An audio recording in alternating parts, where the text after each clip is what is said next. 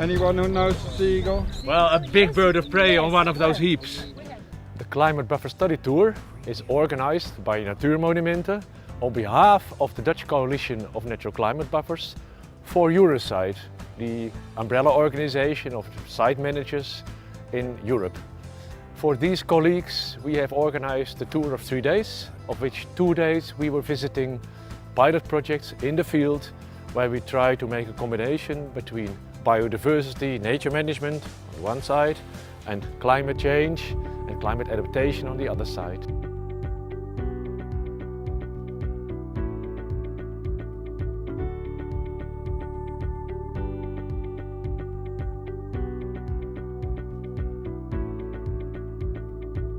The first one is Vreugderijke Waard. It is along the river IJssel near Zwolle. Here we are at Vreugderijke Waard, a beautiful area from Natuurmonumenten. Together with a lot of other partners, we made it possible to relocate the dike a little further inland, so there's much more room for the water. We staan hier op de eerste meestromende nevengeul in Nederland. Hieronder liggen duikers, grote pijpen. En je ziet daar het water rimpelen. Het stroomt hier onder de dijk door, dat is het water van de IJssel. En dat stroomt dus heel langzaam langs het eiland. En dat is weer belangrijk voor de vegetatie in het water en de waterdiertjes, waardoor de vogels hier weer op afkomen. We also go to a very upstream area. There's just heather, a bit of wood, no rivers, but it's very important. The water which falls in times of heavy rainfall stays there. It's a bit hilly, so the water streams downstairs, up downstairs. And that's why upstairs, provincie Drenthe, is like a turnaround soup plate. Het Wingelderveld was een heidegebied wat dreigde te verdrogen doordat er heel veel watergangen aanwezig zijn die water onttrokken uit het gebied. En wij als waterschap zijn op zoek gegaan naar gebieden waar wij water moeten bergen. Omdat het klimaat verandert hebben wij locaties nodig waar we water kunnen parkeren. In 1998, in the Talawebbe, there was a layer of water in it. So by that time, we all thought, and not only we, the water board, Natuurmonumenten, the province, the government, that happened once, but not again.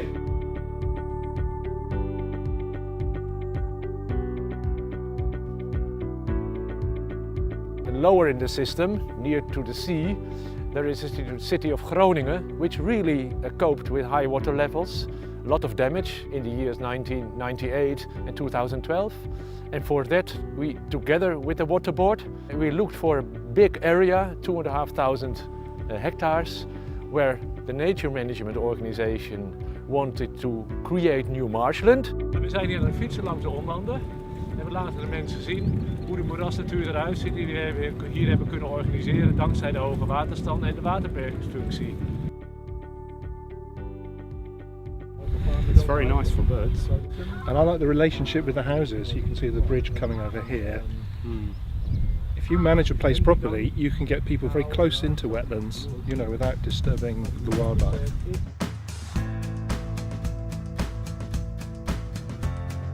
More to the north of Groningen, it's close to the sea, it is the Wadden Sea, and the Wadden Sea will also be changed by climate change. It can help if you have salt marsh nature in front of it. It can help to lower the waves. We gaan zo meteen de zomerpolders en de kwelders in, waar ik zal laten zien hoe het landschap er hier uitziet, maar ook wat kwelders kunnen betekenen voor de dijkverdediging, voor klimaatbuffering, in relatie tot de natuurwaarden die er zijn. You see the white ferry that goes to Ameland, and in between is the Wadden Sea, and that's the motor of our nature over here. Een aantal keren per dag komt de zee daar nu binnen. En wat we zien is dat de vegetatie verandert, maar veel belangrijker nog voor dit gezelschap is om hen ook te laten zien dat de bodem van die zomerpolder meegroeit met de zee als het ware.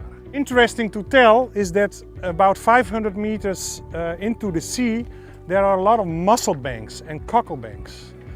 And that's interesting because birds are migrating from the cockle banks and getting their feed to the salt marshes and the summer polders to get dry feed when the water is high. In the meantime, we will pass some projects which are not real climate buffers, but they illustrate a part of the story. For example, Waterloobos. There are former experimental sites of the, let's say, old-fashioned civil water engineering. Another project that is one of the biggest dams in the Netherlands, world famous, Afsluitdijk between the Waddenzee and the Lake IJssel. There is an initiative to help fish to pass this terrible big dam.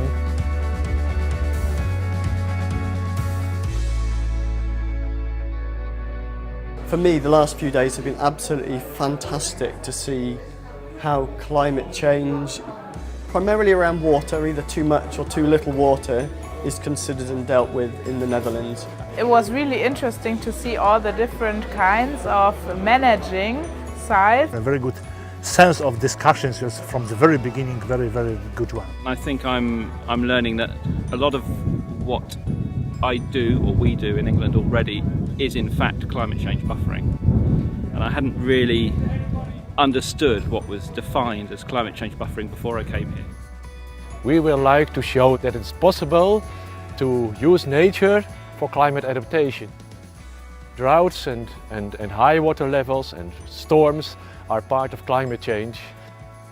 And it is really possible to let nature do its work to help society to defend it against that.